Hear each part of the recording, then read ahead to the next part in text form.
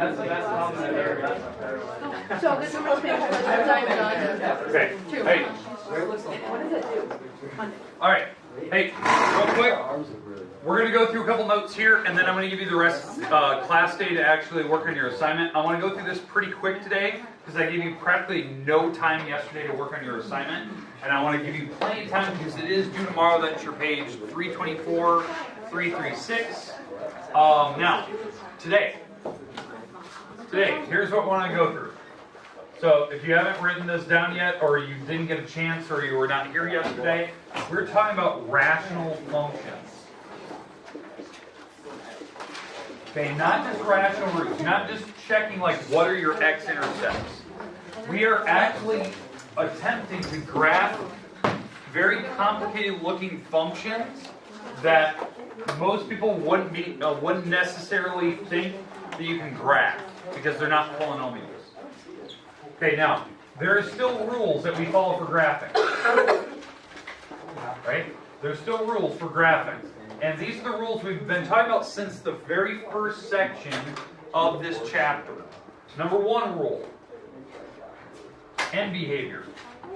We talked about that the other day. Like, these problems are very difficult to figure out where end behavior goes because it's not a polynomial. You can't just look at it and go, oh, it's the power of 3, and so the tails go opposite directions. Because these are fractions, we technically can't divide them in certain cases. Step 2. And again, with end behavior, that's also, we have the leading coefficient test. But again, we can't do that for some of these problems in most cases because we can't get to its normal look. Can't get to its normal problem, what it appears to be. Okay? So end behavior. Number 2, we talked about how to find X-intercepts. Well, these problems are very difficult because it's not a polynomial. We can't factor them. We can't divide them sometimes. So what are the rules for how you find those? So we were talking about, we could do rational roots if you possibly could, but more or less what we check on is what would make the top of the denominator, or what would make the numerator 0. Those would be X-intercepts. We're going to get to that today. We really didn't do one of those yesterday. We only did one example. I'm going to get through a couple today. Step 3, we talked about Y-intercepts. That really hasn't changed, where you actually plug in zeros and you figure out where it's crossing the Y-axis. It's pretty easy. It's substitution. And then the 4th step, what we talked about was symmetry or turning point test. We really haven't discussed that for these yet. Now, there was a couple new parts that we did yesterday, and that was the asymptote part.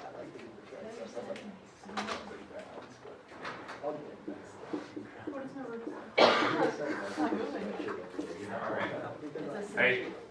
Okay. The asymptotes was a brand new part that we did yesterday. We talked about how to find vertical. We talked about how to find horizontal. And horizontal had 3 checks. That was kind of the one we finished on yesterday. It took us forever to kind of get through that. Today, I want to talk about the word slant and do an example of a slant asymptote because we didn't really discuss that yesterday. So that's kind of our goal today, is to get through that one. It does take the most time out of the others because it takes more work. So that's what we're going to look at today. All right, questions, comments about the problem itself? Okay, we're good? We're great. All right, let's jump right in. I'm just going to give us a problem. I'm going to pull one right out of the book because I don't want to have to create it on the fly here. Yeah. So, from like 78.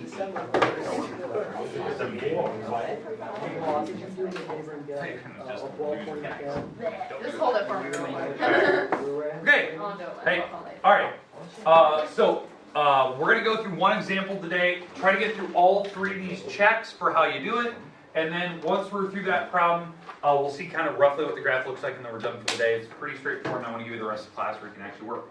So, Nicole, fire away. What was that problem that I kind of pointed out? X cubed minus 1 over x squared minus 9. X squared minus 9. Okay, this problem. We're going to go through the check. It is rational. It is a fraction. Now, obviously, we're not going to be able to do end behavior right now until we get to like the asymptotes. X-intercepts, I'll show you that little rule here in a minute because I forgot to talk about that one yesterday. Y-intercepts, I'll do that here in a second. And then symmetry, we're not going to really check for that. not yet anyway. That's going to be something we might wait till tomorrow. But for right now, we're going to do basically the vertical, horizontal, and slant, and throw in a couple extra pieces, and then attempt to graph what this thing should look like without a graphing calculator. Okay? All right, on the top, what I would do first when I was doing this problem, to figure out like X-intercepts or vertical asymptotes, I would be definitely trying to factor these problems apart. The top is definitely a cubic rule, cubic factoring. The bottom is the difference of squares.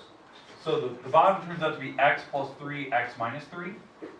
So I already have a couple vertical asymptotes right now, unless some of them cancel out here in a second. But right now, I'm pretty much almost guaranteed that -3 and +3 are going to be my asymptotes. Now, why I know that I'm saying that this is almost a guarantee, because that top, when I factor that cubic function, I'm not going to be getting 3s. Because this has 1. When you do a cubic function, it's a small parenthesis, big parenthesis. You take the cube root of x to the third, which is x, and then the cube root of 1, which is 1. So I knew that it was going to have a 3 in it. Then the rest of it is x squared. You multiply the two together, and then you square the last part, which is +1. That's simple.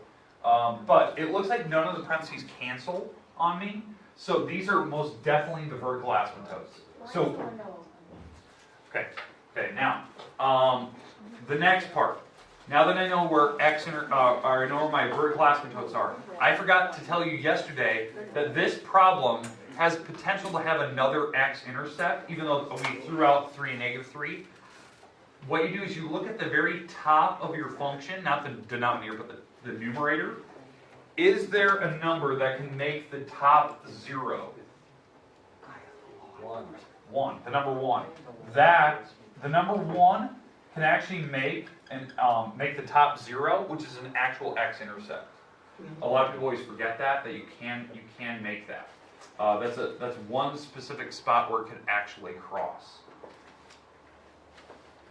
All right, questions, comments about what that is? Wait, so does that mean there's a vertical asymptote? Not there. It's just where it crosses the x-axis there. Okay, so what that means is like why I wanted to look at that, because I forgot to tell you that yesterday. That means like over here in this general range, I'm not hitting the x-axis. I'm not. Over here, I'm not hitting the x-axis. So it's either like strictly above it or below it, strictly above or below. But in this middle area, I am going to cross. So I have to get kind of an idea where that thing is going. Does that make sense, like why I look at that? All right, now, we're done with the x-intercepts. We're done with the vertical asymptotes. Now the next thing we have to check for, because we've already checked off the vertical, because you just look at the denominator and see if anything cancels out. Horizontal. Is the top smaller than the bottom? No. Okay, so we do not have a horizontal at 0. If the top is smaller than the bottom, we have it at 0. There's no horizontal at 0. Is the top power equal to the bottom? No. No. So we don't have it at the leading coefficients. Where, what I mean by that, if the powers are the same, you just divide the front numbers. So it's not at 1. So at this point, since the top is actually bigger than the bottom, there is no horizontal asymptote. No. Because the top is bigger than the bottom. Those are your 3 rules. If the top is smaller, it's always at 0. If they're the same, you divide the front numbers. And if the top is bigger, there's no horizontal asymptote. So there's no limit here. So that means that what that tells me is that the tails are not going to hug the x-axis. They're not going to come down and hug. So they're either going to go to like infinity or negative infinity or somewhere in that ballpark. So it's going up or down, that type of thing. All right, next, we have to get to the slant asymptote. This is the part that I forgot to discuss yesterday. I didn't really forget, we just never discussed it. How you know you have a slant asymptote, not just a horizontal or vertical. A slant asymptote is when the top power is bigger than the bottom. Okay, so check number 1, it is bigger than the bottom by 1 power. Oh my God. We got a slant. Boom, we have a slant. So it's bigger than the bottom by 1. So that means if you have a slant asymptote, you cannot have horizontal. I like that. You can't, because the top power is bigger than the bottom. So there is no horizontal at that case. And it's bigger by 1. We have it. Now, how you find the slant asymptote, this is the difficult part. We actually have to long divide it. What? Yeah, we have to long divide that thing to see where the slant asymptote is going to be. Okay? So I'm going to put that on the board. So again, to find slant, we have to actually long divide. So because on this one, I can't do synthetic. There's actually a way to do synthetic on that one, but I'm not going to show you right now. But on that problem, I'm going to do long division because some people just need to practice this. So in the house, I'm going to put the x to the third, 0x squared, 0x, and a -1. And on the outside, we have x squared plus 0x minus 9. That's so much nicer. Okay, now, we're doing the long division, so what do we take times x squared to make X. Yeah, so we take it times 1x, right? So when I multiply this by 1x, I get x cubed, Plus X. 0x, negative 9. 9X. 9x, sorry. 9x, thank you. No problem. There we go. Alright, so we multiplied this whole row by 1x, so we get x cubed, x squared, negative 9. We subtract straight down, so all the signs change, bless you. We add straight down, and I get to 9x. In fact, this would make 0x squared. I'll explain that here in a minute. But I get to 9x, and I get to this -1. Now, why can I just leave this off? Because it's a 0. I don't really need to write it. And the idea is that if I want to write that, I know that I'm going to have to multiply by 0 next anyway. Because if there's a 0 sitting here, the only way to make this term equal 0 is to multiply by 0. So that means that when I'm done here, this item, since these all cancel out to be zeros, that's my remainder. This thing can't go into that because this is a bigger power. This is x squared than 9x. So I'm not even allowed to try to figure out what to multiply on this thing to make it a 9x. So that's my remainder. So this thing is a 1x, and then the remainder is this. That's my remainder, and we put it over what we divided by. Okay, so this is the answer when you long divide. I know that seems really goofy. Technically, there is a +0 here if you want. No, because I didn't multiply by 0 to make this thing actually match. Some people like to see that you can multiply by 0. It's not really required. Now, why did I write that? Like, why did I write it like this? That is the quotient with the remainder behind it. But, bless you. This part right here, this is the part I'd like you to circle. This part right here. That part is the actual slant asymptote. Is when you long divide or synthetic divide, whatever's left, not including the remainder. This is the part that I'm just going to draw from algebra class. We have to imagine that this is a straight line. So it's y equals 1x plus 0. It's a line like in algebra class. It's a linear equation. So how we graph this thing, this is in this form, mx plus b, right? It's y equals mx plus b. So my y-intercept is 0. My y-intercept is 0. And we're going to go up 1 over 1. That's my slope. My slope is 1 over 1. And so from here, I'm going up 1 over 1, up 1 over 1, up 1 over 1. So the +0 just shows the 1. Yeah, the +0 just tells me where my y-intercept is, because I didn't have anything behind it. Now, usually when you long divide, there's actually like a number there. It's like a 2. But what we're doing here, I'm going to put a dashed line. This is the horizontal... this is the slant asymptote. What that means is when I draw this thing, this graph will not cross my slant. It won't go across it. And I already know that one of my x-intercepts was at 1. So what I'm betting on is in this middle area, this is what's happening in this graph. It's probably doing something like that because it won't cross the slant and it won't cross the vertical. They're kind of rigid. We won't cross it. In the other spots, I have these other locations, like is there on each side of the vertical, there has to be a graph over here, there has to be a graph over here, and a graph in the middle. I've already counted for the middle graph, but the outside graphs, I have no idea where they are. They could be in this polar region, it could be in this little wedge piece, it could be up here or down here. All I need to do is plug in one number, and figure out where it's at. So if I plug in one of these numbers over here, it'll tell me if it's really far down here or if it's really high up here. And I can just graph just a rough sketch where that thing's going. So I'm just going to plug in one of these numbers. So somebody pick a number in this range past -3. 7. -7. Okay, so we'll go to -4, -5, -6, -7. We're gonna plug in -7, and hopefully it'll tell me one of these numbers, and I can figure out where that graph's going. Because it's got 3 graphs, because since there's 2 verticals, there's 3 pictures here. So I'm gonna plug in -7 into this thing, just to get a viewing of where this thing's going.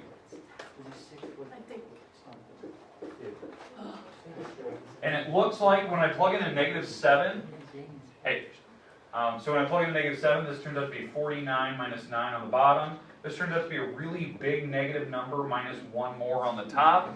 That is a very large negative number. Okay, so that means it's down here.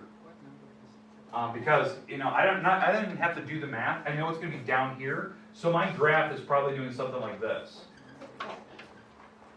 In that region. So on the left side of this vertical asymptote, using like a limit test, this is where the graph's going to be.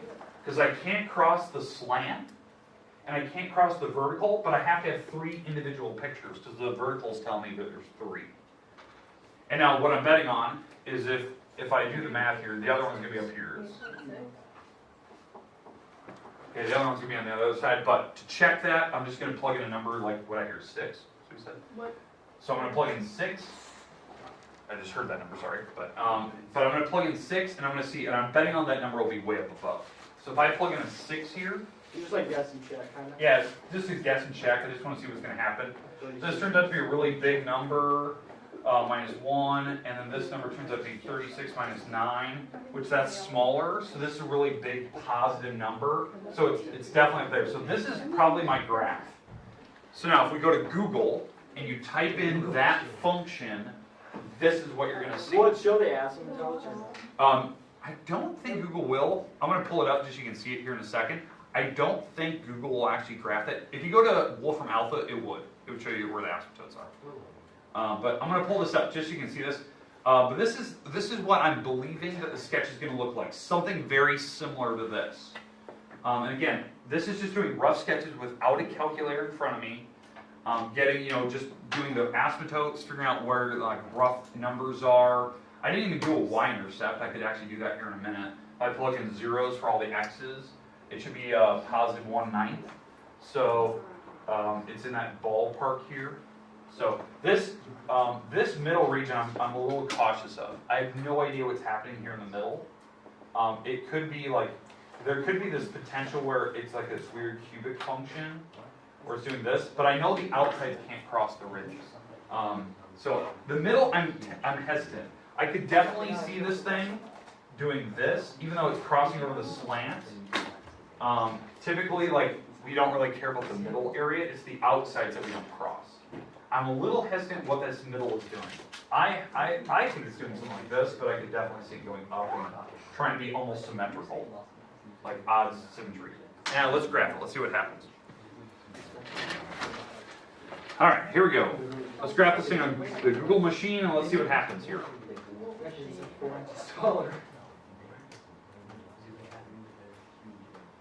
We did last year, yeah. Or not last year. Okay, so we're going to graph this in Google. What do we got? We have y equals, in parentheses, x to the 3rd power minus 1 divided by x squared minus 9.